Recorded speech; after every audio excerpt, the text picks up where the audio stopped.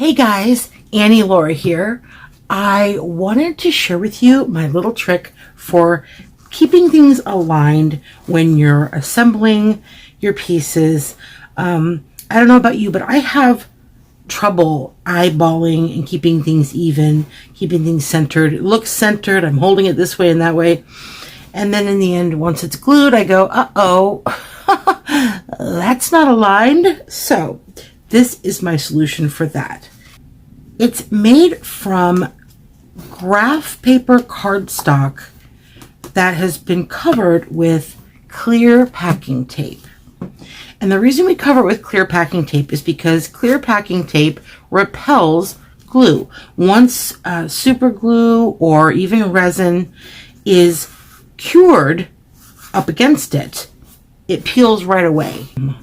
It's a great way to not only be able to align things, but to glue directly to the card. That way it's all aligned, ready to go, finished. You don't have to pin it or clip it with anything. It's taped down on there. Okay, so we're going to start with our piece of gridded cardstock. I like this cardstock. It's a little thicker than regular graph paper, and you could use graph paper, but it's a little flimsier, and also, you know, you have to cut it down to size. I like to use a clipboard to clip my card to. That way I can hold it up and work with it, but also I can take it out of there and be able to flex it to get it to remove. You shouldn't be taping down on anything rigid because you won't be able to bend it. And you know, with any glue you're using, it's a little bit delicate until it's plated. So we wouldn't want to have to struggle a lot to get it off there, scrape underneath it or anything. We want to be able to flex the paper and have it come away. Okay, so first we're going to add a thin layer. It doesn't have to be thick, because the thicker you get it, the more bulky it's going to get and the more wonky it can get. So I just want a thin layer. I'm going to do one side, then barely overlap to the other side. Okay, and I'm going to do front and back. And the reason for that is because we don't want anything that was to seep out getting on this paper at all. We want to be able to reuse this multiple times. Okay, I'm going to start by laying down a layer of tape, making sure there are no air bubbles in it. Smooth it out. And then I'm going to flip it over. And when I overlap, it's just going to be a little bit overlapped. So there's not a big, thick seam line in the middle. Okay. And then I'm going to flip it over. I'm going to repeat the same thing.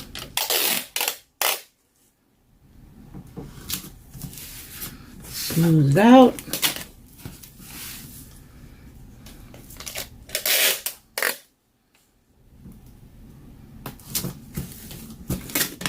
And while I'm at it, I'm going to tear off a length of tape, and I'm going to tear this into strips because we're going to need these later. Okay, so I'm going to tear these into strips, and I'm going to set them aside.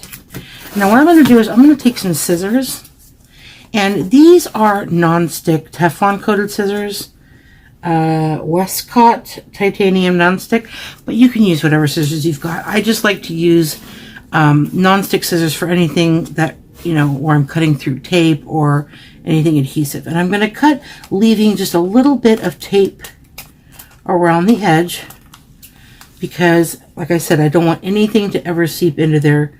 Just in case it was going to seep in, we wouldn't want that.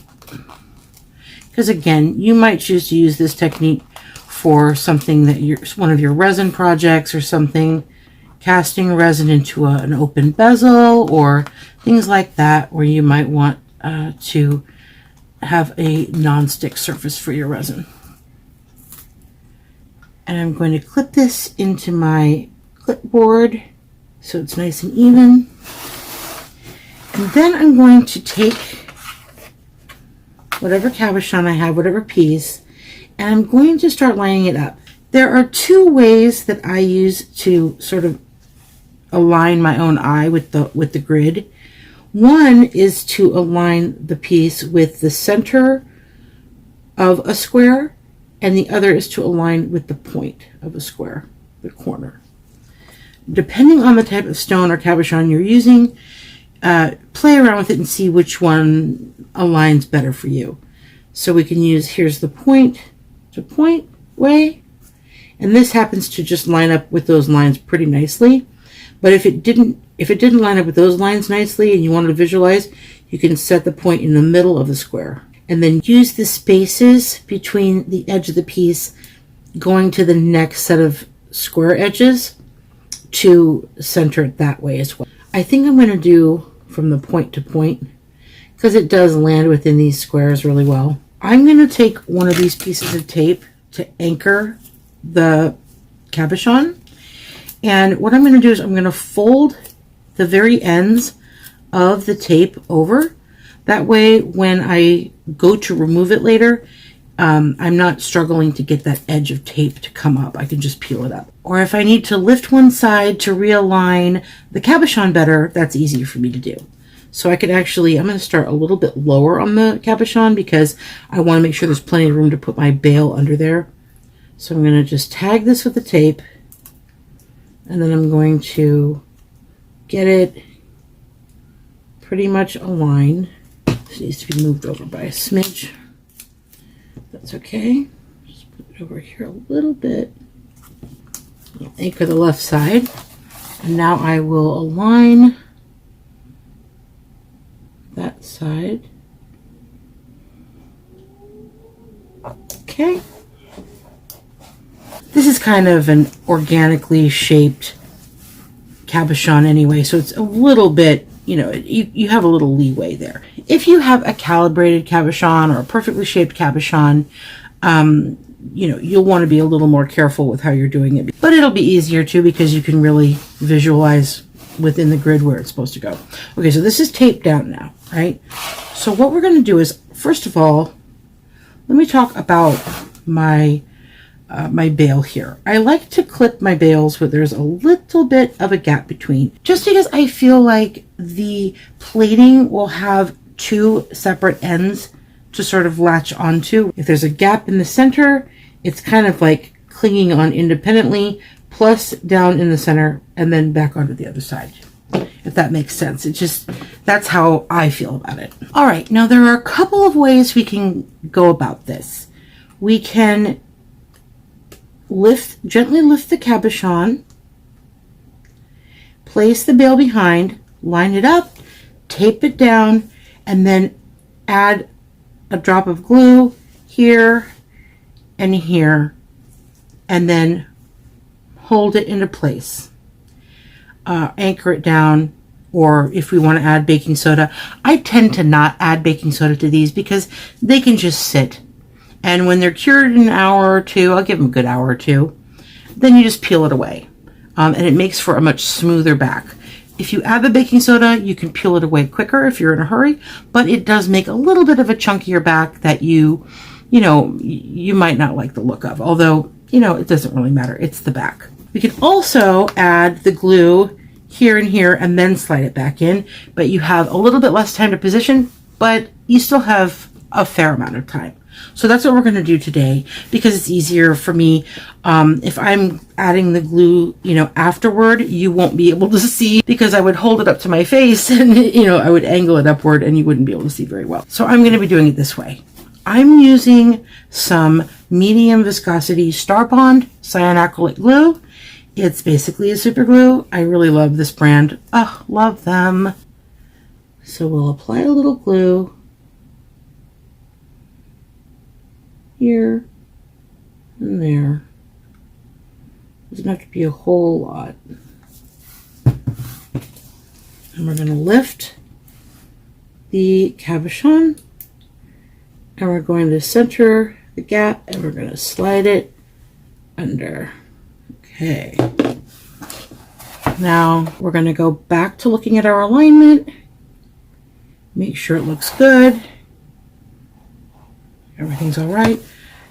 Then we can use another piece of tape up higher on the cabochon itself so that it is anchored and making sure to make a good connection to the bail back there. And you can take this off and double check that it is even. And even if it looks like it's popping up a little bit, that's fine because it's only going to be anchored here with the glue. Once it's removed from the card, you can bend the bail. You have plenty of leeway to bend the bail back and flat however you want it. Now I'm going to show you what you would do if you wanted to accelerate the cure time of your glue. I've just got some baking soda here, and I've got a little paintbrush, and I'm going to dip my paintbrush into the baking soda, and I'm going to begin up here above the glue. You don't want to get it back behind there because it'll get your brush all gunky. What you want to do is just tap the brush above the area and then tap it behind there so that it gets behind and cures the glue. And always remember to rinse this baking soda off very thoroughly after curing. You don't want this in your tank or in your paint.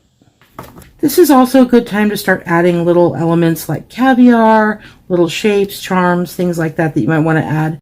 So I'm going to come back here in about an hour and we will remove the tape, and I'll show you how to remove it from the card, and then we'll be good to go. Okay, so now we're back and I'm ready to remove the pendant from the cardstock. I'm going to brace it with my finger in the center just in case it's a little delicate. And now I'm going to flex the card to get it to release the cured glue. Gently back and forth until it releases. And you can see that the baking soda made it a little bit crusty back there. That's why I really don't prefer it for this technique. And then if there's any excess glue that has seeped out there, you could use scissors or you could use some flush wire cutters to just gently nip away the excess glue. Doesn't take a lot. You could also go in with a little file. I don't tend to bother with that. I'll just take my little clippers here and just nip it away. Or you could just paint over it and call it organic. So there you go. It's nice and flush in the back. And if your bail is a little wonky, anchor and bend, because at this point the glue is not very sturdy until it's plated over. So we always want to anchor the spot before we do any bending or aligning. But it is now ready to be painted and plated into a beautiful pendant. So I hope you enjoyed this video. I hope that it helps you with your alignment, and please be sure to subscribe and like this video if you found it helpful. Thanks for watching.